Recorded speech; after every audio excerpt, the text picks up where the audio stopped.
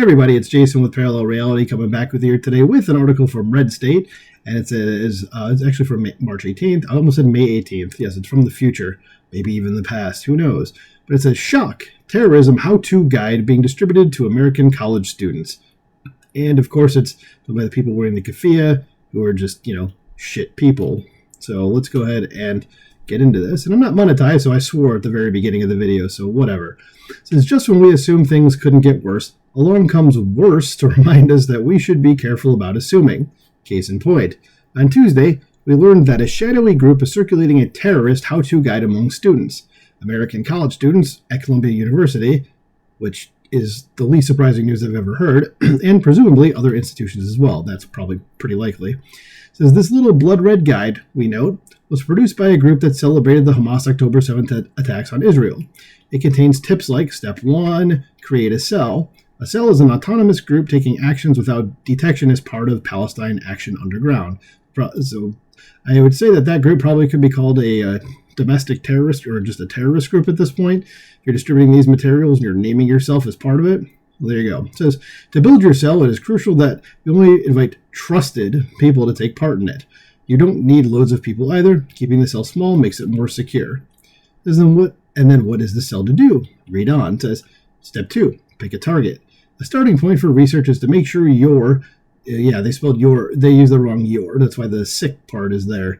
So it's apostrophe RE, guys. So good job. So using a secure browser when looking into complicit companies. And here's the goal. Step 5 is to take action. It says adrenaline and nerves will be pumping through you at the same time. This is normal. Make sure you run through your plans right before taking action another time to make sure everyone's on the same page, then go for it. So they're encouraging domestic terrorism, and hopefully the folks that are trying to burn down Tesla dealerships it sounds like they're having the book thrown at them. It seems like they are getting a minimum 5 years, maximum of 20. So maybe we can go after these people for, not that, because they haven't actually done anything, but if they have the same sort of charges, or, trying to encourage terrorism. And if there's a group behind this, maybe RICO charges would apply. I'm not a lawyer, I don't know, but it's worth looking into. So it says, here's the cover. You can see what we mean by little red pamphlet. And the writer of this article is this man right here, Ward Clark. So that's actually what it is. And of course, it's Palestine Action. Can those people and people that support them not do anything violent? Is it possible to just not be violent? I don't think it is. It says, the manual was discovered at Columbia by an online group that works to expose anti-Semitic activity. Israel-based Shurian Collective, an online group that works to track and expose anti-Semitism, has shared screenshots of the manual on Instagram, claiming it was found at Columbia University. The group did not respond to a message from the Post on Tuesday, asking it to elaborate on how and where the manual was found. The full manual... hold on, before I go on to that. I know who the Shurian Collective is. Okay, that's their X account. This is the Post.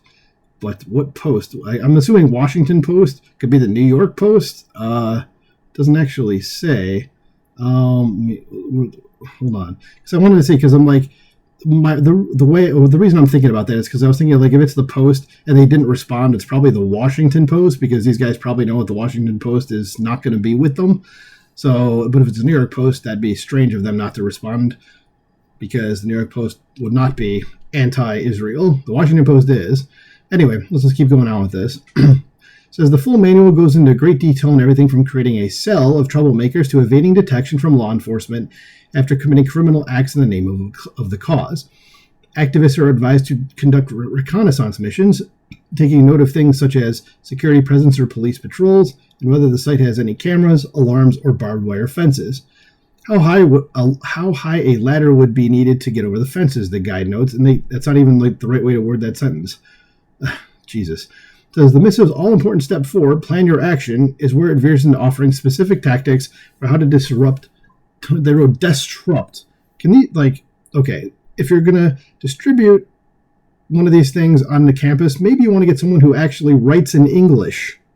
My God. So again, we're dealing with stupid people here. So it says again, it veers into offering specific tactics of how to disrupt, damage, or destroy your target with headings such as spray paint, smashing windows or exterior equipment, block their pipes, and break in. Just note that they carefully and no doubt deliberately shy away from advocating for attacking people, only to commit acts of gross vandalism, arson, and intimidation. These are still acts of violence carried out with the intent to intimidate, to forward a political/religious agenda, and that is the actual definition, as it says here, of terrorism. So it says this could get very ugly very fast. It seems like it's going that way, and I know Tim Pool he always has been, I shouldn't say an advocate, but he's always says civil war. It's kind of like his catchphrase, but seems like that's coming closer and closer because of groups like this. This Palestine Action, the group that reportedly produced this handy guide to anti-Semitic terrorism, is a UK-based group that is known for this kind of thing in Britain. It seems they are branching out. Oh, so it's an international, so it's just terrorism at this point. It's not domestic terrorism. There's a number of their members have been arrested in the UK for acts similar to those described in the manual. But the United States is not Britain, and anyone who adheres to this group runs a far greater risk than their UK-based counterparts. Yes, because Britain is just weak at this point. It's all very well for them to encourage a bunch of young skulls full of mush to set up tents and squat while claiming solidarity with Hamas and their ilk. Most of their protests, after all, have been pretty pathetic. One of the Colombia encampments started to come apart when the protesters ran out of food and water, and Colombia, to its credit, didn't deliver them free rations, and good for Colombia on that. If they start taking this little red pamphlet to heart, though, that would result in another escalation, a serious one. And finally, it says Columbia University did not respond to a post request for comment. And again, it says you don't say. So I don't know. Again, now I'm back to I don't know which post it was. So hold on a second. Let me go try to search because I'm really curious about that. Oh, it is the New York Post. Okay, because it says when I hover over that, there's New York Post on there. Okay, so it was the New York Post.